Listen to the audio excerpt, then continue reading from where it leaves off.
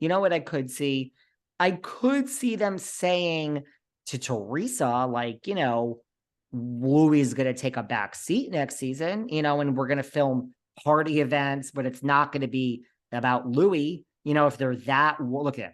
Bravo doesn't want toxicity. They don't want any of this, none of this. Like, they are just this police reports and now this and that and investigate. They're as upset about this as they were about the bots. Like, they are not happy. Tell me about the police report. I don't know about the police report. So, Margaret said on the couch, on that side of the couch, that she had that police report with her that, Louis, they spoofed and that was his number and they called her son at work. And okay, look, there's so much here to uncover. It's like, first of all, a lot of people have, you guys are so good. People have blown up the picture of what Marge has shown for 2 seconds.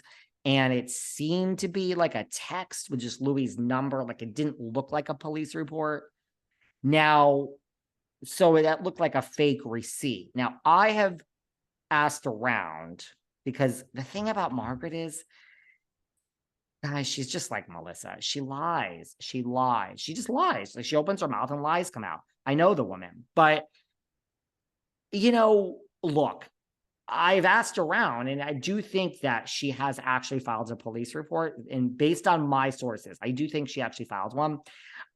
I mean, you and I can go file a police report. Now, I do think there are, again, I mean, are you that dumb, Margaret? Because if this didn't happen, if this really didn't happen at all, and you filed a fake police report knowing that you're wasting the police's time, yeah. Girl, I hope, so, I mean, are these people, have they lost their minds? I mean, look, if Lisa Rinna was involved in the bots, then she did lose her mind. And you took this so big. And that is part of the reason. I'm not saying that's the case, but I'm just saying, have these people gone, are they that gone that they're so in this and it's eating away at them?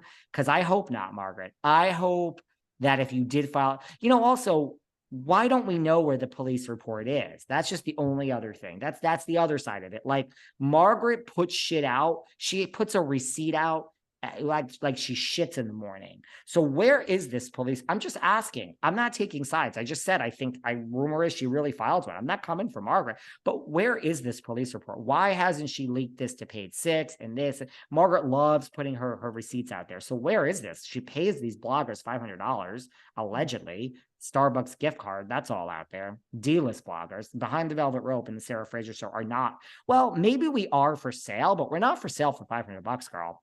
But more than that.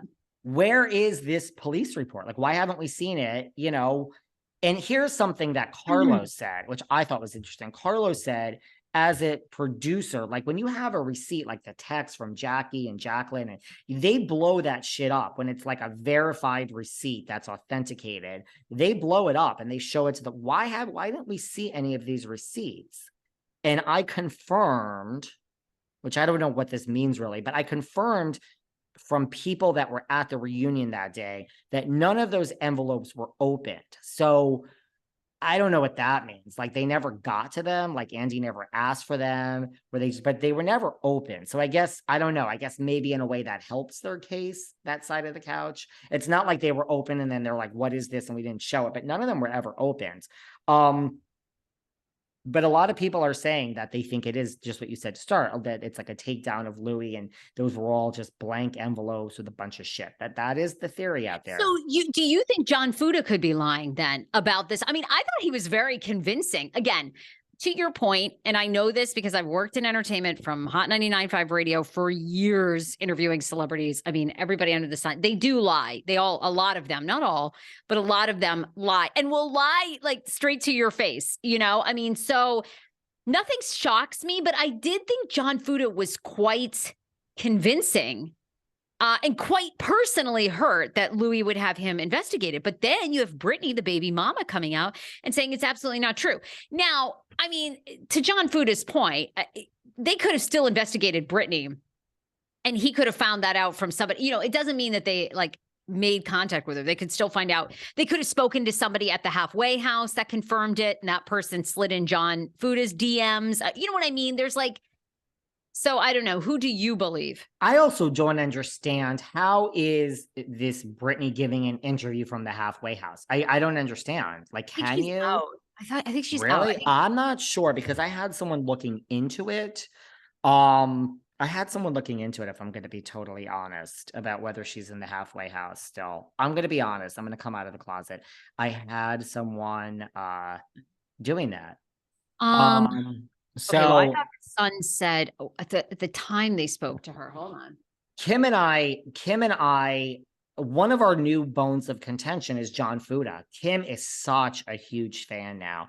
Oh, Kim is like, the way he stood up like a man. So Kim is like in like her gaga moment. And I don't know. I'm starting to get I mean, there are, yes, every 10,000 people, just like, 10,000 people have sent me all these things on John Fuda. He changed his name after he was arrested. I forgot what he was arrested for. I think drugs, but don't quote me on that. But I have copies. The print is so fucking small, but everyone slipped into my DMs, and Fuda was arrested, and they're saying he was a convicted felon. And then they're saying he has this police record and he changed his name.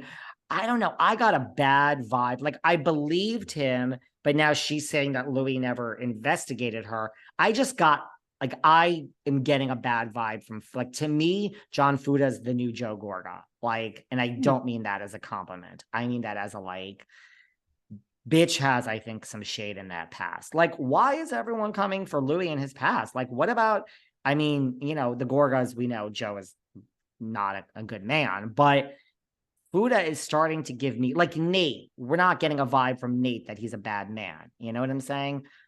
I don't know. By the way, I'm Brittany getting a was a bad vibe. girlfriend, and you're correct. She was still in the halfway house when she gave the interview. She is still in the halfway house. Yeah, because trust me, honey, we have a whole team here behind the Velvet Open. We've inquired about Miss Brittany in a few manners. So I think she's still in the house. I don't know how you do an interview from the house, girl. But yeah. So why would she lie? I mean, well, I guess, she hates John Fuda. Is that why? I don't know. I think that she's caused doubt. And I think, look, the more people said that whole side of the couch has like fake receipts and this and that, I'm starting to get a bad vibe from Fuda. I'm going to be honest with you. I'm starting to get a bad vibe. For real.